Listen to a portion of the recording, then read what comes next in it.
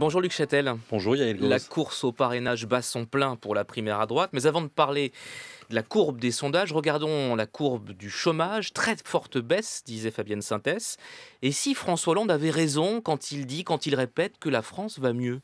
Vous savez, 60 000 chômeurs de moins, c'est évidemment une bonne nouvelle pour les intéressés. Et je ne peux que m'en réjouir. Et j'aurais aimé que ça aille beaucoup plus vite et beaucoup plus loin. Ce que je crains, c'est que ce soit une baisse en trompe-l'œil. Pourquoi? Parce que tous ceux qui décortiquent ces résultats depuis hier soir montrent qu'il y a un impact, par exemple, du nombre de radiations, du nombre de stages et autres. Donc il faut attendre quelques mois pour voir si c'est vraiment une baisse qu'on appelle structurelle. Deuxième élément qui est beaucoup plus grave, je pense que le gouvernement n'a pas pris les décisions qui permettront d'inverser durablement cette courbe. En clair, les mesures qu'il préconise n'ont réussi nulle part. C'est-à-dire, aucun pays n'a réussi à lutter contre le chômage en prenant les mesures que le gouvernement préconise. Est-ce que, comme le MEDEF, vous souhaitez que le gouvernement revienne à la version initiale du projet de loi Travail El Khomri? Nous avons déposé des amendements dans le cadre du projet de loi qui sera débattu à l'Assemblée nationale la semaine prochaine, qui vont dans ce sens. Parce que j'avais moi-même indiqué, je suis pourtant membre de l'opposition, vous l'avez rappelé, j'avais indiqué que j'étais prêt à voter la version initiale du texte, qui allait dans le sens de plus de flexibilité, de plus de sécurité pour les entreprises, par exemple, notamment grâce à la barémisation des indemnités au prud'homme. Voilà, donc si vous voulez, le gouvernement prend des mesures, toujours... Le contresens, c'est quoi? Le contresens, c'est de considérer qu'il faut protéger ceux qui ont un emploi, plutôt que de s'occuper de ceux qui n'en ont pas. Voilà, on s'occupe des gens qui sont dans le système et on oublie ceux qui sont à l'extérieur du système. Et c'est le fil conducteur de la politique du gouvernement. Je prends un exemple très concret. Je vois aujourd'hui un certain nombre d'étudiants. J'ai vu des étudiants la semaine dernière. Je recevais hier, vous savez, je préside le groupe d'amitié France-Maroc. Je recevais la présidente des étudiants marocains en France. On a un problème terrible sur les stages. Les jeunes étudiants ne trouvent pas de stage. Pourquoi? Parce qu'on a tellement rigidifié les règles que les entreprises ne proposent plus de stage. C'est-à-dire qu'à force de vouloir protéger les stagiaires, d'avoir un minimum de mois, d'avoir pas trop de stagiaires par entreprise, d'avoir l'indemnité d'un certain montant, il n'y a plus de stagiaires. Il va se passer la même chose pour les CDD. Le gouvernement veut plus de CDD, il considère c'est précaire, il va taxer les CDD, il n'y aura plus de CDD. Donc le seul contrat qui existait, le seul îlot de flexibilité qui existait sur le marché du travail va disparaître parce qu'on va le taxer. Donc ça, c'est un contresens économique. L'autre bonne nouvelle, c'est ce contrat pour des sous-marins, 12 sous-marins pour 34 milliards d'euros livrés à l'Australie. Là aussi, la France va mieux? Ça, c'est évidemment une bonne nouvelle. Vous savez, moi, je me réjouis toujours quand nous avons des grandes entreprises conquérantes qui remportent des marchés. Alors pourquoi Nicolas Sarkozy, chef de l'opposition, quand il va à l'étranger, qu'il rencontre la communauté française, pourquoi il critique la diplomatie économique de François Hollande? Non, il l'a fait en Inde il y a 15 jours. Écoutez, j'ai accompagné Nicolas Sarkozy en Inde.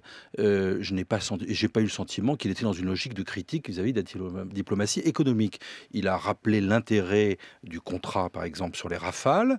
Il a soutenu la position de la France, donc il n'était pas du tout dans une logique de polémique qui me semble tout à fait inutile. Nicolas Sarkozy en tournée, c'est parti, c'était en PACA, meeting hier à Nice, en bord de mer, nouveau caillou semé sur sa route de la candidature pour 2017, et cette phrase lâchée sur le mouvement Nuit debout, écoutez. Nous ne pouvons pas accepter que des gens qui n'ont rien dans le cerveau viennent sur la place de la République donner des leçons à la démocratie française. Vous, l'ancien ministre de l'Éducation nationale, est-ce que vous considérez que les gens qui occupent cette place n'ont pas de cerveau? Je ne rentrerai pas dans cette polémique. Ce que je pense, ce que veut dire Nicolas Sarkozy, c'est qu'il y a un gros décalage entre les préoccupations de la jeunesse d'un côté, qui sont réelles. Quand vous avez un jeune sur 4 qui n'a pas d'emploi, quand vous avez encore un nombre de décrocheurs qui est beaucoup trop important, environ 120 000 par an. C'est ça la question. Et ceux qui sont place de la République et qui ne représentent pas vraiment grand-chose. Et le problème, à mon sens, il est plutôt pour le gouvernement que pour l'opposition. Parce que qui est place de la République? Beaucoup de jeunes qui ont soutenu François Hollande, qui ont cru en sa politique, qui ont pensé que la finance c'était l'ennemi, qui ont pensé au discours cru, au discours du Bourget. C'est ça le sujet. Monsieur Châtel, vous dites je n'entrerai pas dans cette polémique, mais quand même, pourquoi toujours ce goût du clivage poussé jusqu'au bout? Ils peuvent avoir un cerveau, ces gens. Non, je pense que c'est l'idée qui consiste à penser que à longueur de journée, on parle de ce mouvement Nuit debout, alors qu'il y a quelques dizaines, quelques centaines de jeunes et moins jeunes, place de la République. Donc, cessons d'en faire l'événement sociologique du moment, alors qu'il y a une France qui souffre, avec a un du mal à cerveau trouver un et travail. place de la République sans cerveau. Mais encore une fois, c'était une parole de discours, de campagne, de meeting. Vous la regrettez. de campagne. Vous la regrettez. Vous la regrettez, Donc- cette parole. donc il est Vous la en regrettez. campagne. Parole malheureuse. Non, mais attendez, je n'en rentrerai pas dans cette polémique. Encore une fois, Nicolas Sarkozy Ok. a voulu décrire une situation. Il considère qu'il y a un gouffre D'accord. entre ce qui se passe place de la République Parlons du climat et ce qui social se plus passe largement. dans l'opinion. Voilà. Grève des cheminots, les intermittents qui occupent les théâtres à Paris, convergence des luttes dit Nuit debout. Est-ce que c'est encore la chienlit, comme l'a déjà dit François Fillon? C'est le résultat de ce que je viens de décrire, c'est-à-dire le profond clivage entre deux gauches qui s'opposent dans l'opinion, qui s'opposent socialement, qui s'opposent au sein du gouvernement. On voit bien aujourd'hui le clivage. Et un gouvernement, c'est la première fois qu'on a une cohabitation entre un président de la République et sa propre majorité. Il est obligé de négocier systématiquement sur tous les textes. On commence, l'avant-projet de loi sur le travail, il est d'inspiration sociale libérale. À la fin, je veux dire, si on avait pu le faire écrire par Martine Aubry, ça aurait été plus vite. Bon, ça, c'est Donc- le climat social, Luc Châtel. On parle du climat maintenant tout court. La semaine dernière, la France a signé à New York l'accord sur la COP 21. Et voilà ce que vous disiez, vous, Luc Châtel, il y a quelques semaines, en février, devant vos collègues. Mes chers amis, les Républicains doivent être le parti du gaz de schiste, le parti des OGM, le parti des biotech. J'ai cette intime conviction. Parti du gaz de schiste, est-ce que vous n'êtes pas un peu en décalage? Là, comment on tiendra les engagements de la COP 21 si les Républicains Non, deviennent je le ne parti suis pas du du gaz tout de en schiste au pouvoir? décalage. En tout cas, c'est ma conviction profonde, intime. Mais si on Nous fort des étions à un puits, conseil comment on réduit national les pour émissions parler de la ligne du parti. Oui. Voilà. Et j'ai dit dans mon discours, dans mon intervention, que le parti des Républicains devait être le parti du progrès. C'est-à-dire systématiquement ne pas refuser la recherche, refuser l'innovation. Ça, on a compris, mais sur le gaz de On a schiste. compris, mais c'est la réponse sur le gaz de schiste. Regardez les États-Unis. Les États-Unis sont devenus le premier producteur de pétrole grâce à leurs recherches sur le gaz et le pétrole de schiste. Ils ont regagné leur compétitivité sur le plan industriel. Est-ce qu'on réduit les émissions de CO2 avec ça? Écoutez, il y a aujourd'hui en tout cas, on n'interdit pas les recherches. Ce que je voulais dire par là, c'est que d'interdire systématiquement la recherche, c'est absurde. On se met des sacs de plomb sur la tête pendant qu'à côté de nous, nos concurrents d'autres pays développés avancent, eux. Donc, la question, c'est est-ce qu'on interdit les recherches? Non, on ne doit plus interdire les recherches. On doit chercher. Et ensuite, bien sûr, on doit intégrer ça à nos contraintes globales en matière d'environnement. Et pendant que les États-Unis creusent des puits, la primaire bat son plein en France, primaire à droite, la course au parrainage. Vous soutenez Nicolas Sarkozy pour cette primaire? Écoutez, vous connaissez la proximité, l'amitié qui est la mienne vis-à-vis de Nicolas Sarkozy. Voilà, je ne lui mets pas de pression. C'est à lui de gérer son calendrier. Il est président des Républicains aujourd'hui. Il a pris un engagement devant les militants lorsqu'il a été élu, c'est de redresser le parti.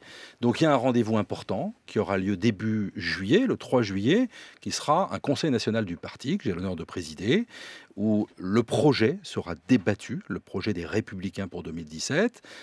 Et je pense que Nicolas Sarkozy sera l'occasion pour lui, après 18 mois, de faire un peu un bilan de son action. Donc moi, je le laisse libre de son calendrier. Mais vous parliez justement tout à l'heure, Luc Châtel, de phrases de campagne au sujet de Nuit debout. Est-ce que ça ne devient pas un petit peu ridicule quand même d'être en campagne sans dire qu'on est en campagne? Allons-y, là, cette fois, non? Vous ne croyez pas? Attendez, Nicolas Sarkozy est président du parti d'opposition qui pourrait avoir vocation à reprendre les responsabilités l'année prochaine. Sa mission première, c'était l'unité, le rassemblement du parti. Souvenez-vous l'état dans lequel était notre parti On ne au va pas début refaire du tout le film, on n'a pas on le va pas temps, refaire, Luc mais ça Châtel. explique la situation d'aujourd'hui. Nicolas Sarkozy ne serait sans doute pas revenu et ne serait pas revenu en tant que responsable du parti si la situation m'avait pas Est-ce que été Nicolas celle-ci. Sarkozy, est-ce que vous souhaitez que dans cette primaire, comme les socialistes en 2011, vous édictiez une charte éthique pour que ça ne tourne pas au pugilat très rapidement à droite? Je le souhaite et je pense que ce sera utile. Comment? Quoi? Vous écrivez quoi? Je vous rappelais tout à l'heure que je présidais le Conseil national des Républicains, c'est-à-dire le Parlement du parti. Je tourne dans les fédérations. J'étais la semaine dernière en Haute-Savoie, je suis en Charente-Maritime cette semaine. Je vois bien une certaine inquiétude de nos sympathisants, pas uniquement nos militants, qui veulent aller voter, qui veulent qu'on réussisse cette primaire et qui craignent que entre le nombre de candidatures plus ou moins fantaisistes, plutôt plus que moins, et le comportement de certains qui commencent à critiquer, y compris les règles, alors que nous avons avons toujours pris nos décisions à l'unanimité. Moi, je participe au comité d'organisation de la primaire depuis le début. Toutes les décisions ont été prises à l'unanimité, de manière consensuelle. Donc nous vous devons avancez réussir comment? cette Comment primaire. vous allez Nous avons faire une exigence de Charte résultat. éthique. Pourquoi? Parce qu'il y a de grandes chances que celui qui sortira vainqueur des primaires soit le futur président de la République. Et vis-à-vis des Français, on n'a pas le droit de manquer cette échéance. Voilà, donc il faut des garanties. Les garanties, nous les avons en matière d'organisation. Nous devons les avoir en termes de comportement des candidats vis-à-vis les uns vis-à-vis des autres. Donc moi, je mettrai sur la table, je l'ai dit à Thierry Solaire qui organise la primaire, je lui ai dit, je souhaite que soit débattue la question d'une charte d'éthique, une code de bonne conduite entre les différents candidats. C'est important aussi pour rassurer ceux qui voudraient aller voter au mois de novembre. Voilà. Il faut qu'ils comprennent que le vote va être incontestable, va être totalement transparent, qu'ils peuvent aller voter librement et participer à ce grand débat démocratique. Vous venez de parler de candidature fantaisiste. Vous pensez à qui ? Mais écoutez, la primaire, elle n'a pas été inventée pour faire un galop d'essai pour 2027 ou autre. La primaire, c'est quoi? C'est l'idée qu'on n'ait qu'un seul candidat au premier tour de l'élection présidentielle. Donc elle a été inventée pour que ceux qui auraient été candidats au premier tour de l'élection présidentielle se départagent tout simplement. Voilà, il n'y a pas 27 candidats chez les Républicains qui, à mon sens, aujourd'hui ont l'étoffe d'un futur président de la République. Il y en a 4 ou 5. Monsieur Poisson, ils se reconnaîtront. Ils se reconnaîtront. Aidez-nous à les reconnaître. Vous savez, nous, on n'est pas très doués. Mais je fais confiance à votre talent. Ramayad, votre ancienne collègue du gouvernement Fillon, a choisi carrément de jouer par l'extérieur. Oui, pourquoi pas? Écoutez, la question des parrainages, 500 parrainages par des élus, c'est quelque chose de compliqué. Voilà, donc rendez-vous avec les élus de France pour expliquer la légitimité de sa candidature. Est-ce qu'il y aura une femme dans cette primaire? Je le souhaite. Je le souhaite parce que objectivement, moi je ne suis pas féministe, mais je suis pour la parité. Je considère que c'est très important. Je pense que les femmes apportent beaucoup à la vie politique. Moi j'ai été maire, je l'ai vu dans mon conseil municipal, je l'ai vu quand j'étais vice-président de région. C'est très important. Donc je le souhaite. Maintenant, il y a des règles qui sont les mêmes pour tous. Les règles sont figées, définitives. On entend Nathalie Kosciusko-Morizet et Geoffroy Didier dire que le processus est verrouillé, qu'il faudrait revoir les conditions de parrainage. Arrêtons quand je faisais référence aux critiques. Écoutez, nous travaillons sur cette primaire depuis 2 ans. Encore une fois, toutes les décisions ont été prises à l'unanimité. On a débattu de tout, il n'y a pas de sujet tabou. Voilà, simplement, à la fin, on a pris les décisions et les choses sont en train de s'installer, de s'organiser dans chaque département de France. On est en train de répartir les bureaux de vote, on est en train de fixer les règles dans chaque département. Et encore une fois, ce que nous souhaitons, c'est qu'il y ait un grand rendez-vous devant les Français, 3 à 4 millions de personnes qui choisissent notre candidat à l'élection présidentielle. Luc Châtel, invité de France Info ce matin. Merci beaucoup.